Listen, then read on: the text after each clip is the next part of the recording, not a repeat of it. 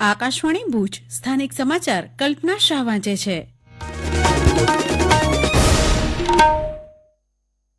નમસ્કાર. લોકસભા ચૂંટણીના પ્રથમ તબક્કા માટે ચૂંટણી પ્રચારનો આજે અંતિમ દિવસ છે. તમામ રાજકીય દળો અને નેતાઓએ મતદાતાઓને રીઝવવાના પૂરતા પ્રયાસો કર્યા છે.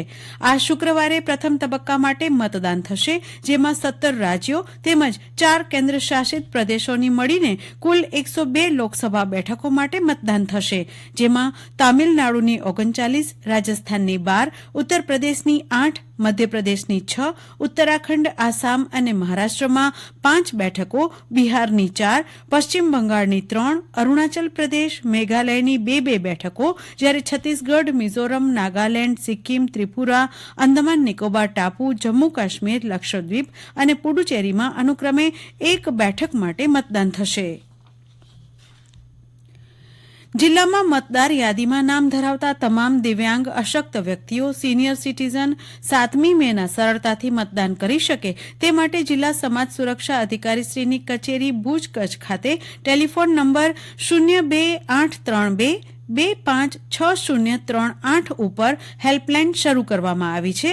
આ હેલ્પલાઇન સવારે 10:30 થી સાંજના 6 સુધી કાર્યરત રહે છે. હેલ્પલાઇનની મદદથી દિવ્યાંગ, અશક્ત વ્યક્તિઓ, સિનિયર સિટીઝન મતદાન સંબંધિત મદદ માંગી શકે છે. જિલ્લામાં લોકશાહી મહાપર્વમાં 100 વર્ષથી વધુની ઉંમરના 445 વરિષ્ઠ મતદારો નોંધાયા છે, જેઓ મહાપર્વમાં જોડાઈને અન્યો માટે પ્રેરણારૂપ બનશે. ચૂંટણી પંચે 85 વર્ષથી વધુ ઉંમરવાળા વરિષ્ઠ નાગરિકો માટે પોસ્ટલ બેલેટ દ્વારા ઘરેથી મતદાનની સુવિધા આપવાની જોગવાઈ કરી છે. ત્યારે જિલ્લામાં 85 વર્ષથી વધુના 14,427 મતદારો નોંધાયા છે, જે આ જોગવાઈનો લાભ લઈ શકશે, જ્યારે શતાયુ 445 મતદારો નોંધાયા છે, જેઓ પણ મતદાન મથક સુધી ન પહોંચી શકે તો ઘરેથી મતદાન કરવાનો લાભ મેળવી શકશે. મતદાર યાદી મુજબ અબડાસામાં 85 વર્ષથી ઉપરના 2,563 તથા 100 વર્ષ ઉપરના 83, માંડવીમાં 2,242 તથા 62 તથા ભુજમાં 3,114 અને 133, અંજારમાં 1,986 તથા 53, ગાંધીધામમાં 2,044 તથા 55 તેમજ રાપરમાં 85 વર્ષ ઉપરના 2,478 તેમજ શતાયુ 59 વરિષ્ઠ નાગરિકો નોંધાયેલા છે. પ્રખર તાપ અને ગરમીના કારણે લૂ લાગવાના કેસો નોંધાતા હોય છે, જેમાં સમયસરની સારવાર લેવામાં ન આવે તો જીવલેણ સાબિત થાય છે.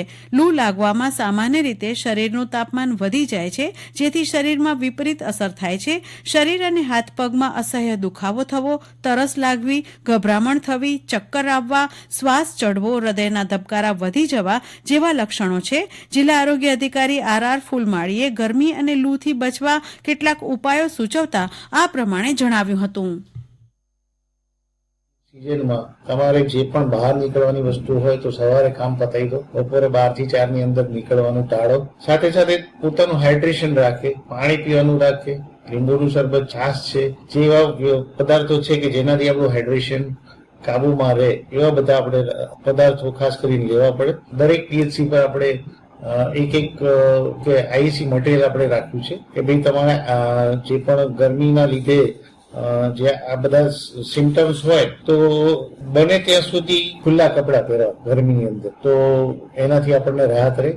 સુતરાઉ કપડા હોય, નાના બાળકો હોય, સગર્ભા માતાઓ હોય, કાં તો બહુ એજેડ વ્યક્તિઓ હોય, એ લોકોને બહાર ના નીકળવા દેવું. 2 કલાકે કે 4 કલાકે આપણે પાણી પીતા રહીએ તો આપણું હાઇડ્રેશન બરાબર રહે. આજે ચૈત્ર સુદ નોમ એટલે રામનવમીની રાજ્યભરમાં ધાર્મિક આસ્થા અને હર્ષોલ્લાસ સાથે ઉજવણી કરાઈ રહી છે. અયોધ્યામાં ભગવાન શ્રી રામ જન્મભૂમિ મંદિરમાં વિવિધ ધાર્મિક કાર્યક્રમોનું આયોજન કરવામાં આવ્યું છે. રામનવમીના પ્રસંગે આજે બપોરે 12:16 અયોધ્યા મંદિરમાં બિરાજમાન ભગવાન રામલલ્લાની પ્રતિમાના મસ્તક પર સૂર્યનું તિલક કરવામાં આવ્યું હતું. જિલ્લામાં વિવિધ મંદિરો ખાતે મહાઆરતી, શોભાયાત્રા, બાઇક રેલી સહિત સેવાકીય પ્રવૃત્તિઓ સાથે રામ જન્મોત્સવ ની ઉજવણી કરાઈ રહી છે.